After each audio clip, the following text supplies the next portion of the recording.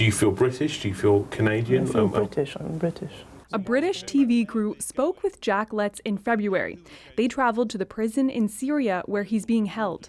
If the UK accepted me, I'll go back to the UK. It's my home, but I don't think that's going to happen. Letts, dubbed Jihadi Jack by British media, guessed right. The UK has now stripped him of his citizenship. Canada's public safety minister says the government here is not impressed, and it won't go out of its way to help Letts. Canada is disappointed that the United Kingdom has taken this unilateral action to offload their responsibilities. The government is aware of some Canadian citizens currently detained in Syria.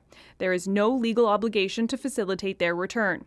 We will not expose our consular officials to undue risk in this dangerous part of the world. Here's one reason Canada is left holding the bag. Terrorist attacks against this country. A Canadian is a Canadian. The Liberal government is opposed to stripping dual citizens of their Canadian citizenship if they're convicted of terrorism. But even if Canada does nothing, the problem could still reach this country. He and others who are incarcerated may show up at a Canadian diplomatic mission somewhere one day and request travel papers to Canada.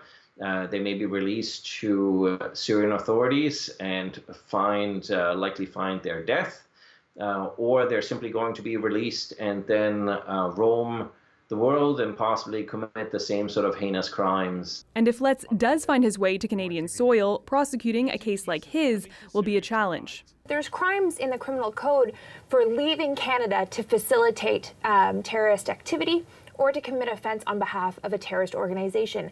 Letts is not, doesn't fall within that category. He's not susceptible to prosecution for this offense because he did not leave Canada. Letts' Canadian father, John, believes in Canada his son would get a fair trial. I would be very happy if Jack went to Canada.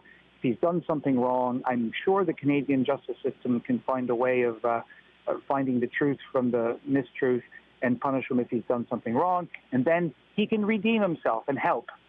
You know, he's seen a lot of horrors. He's anti-ISIS. He's anti-extremist. And let him help. He hopes this country will find a way to accept his son. Jayla Bernstein, CBC News, Montreal.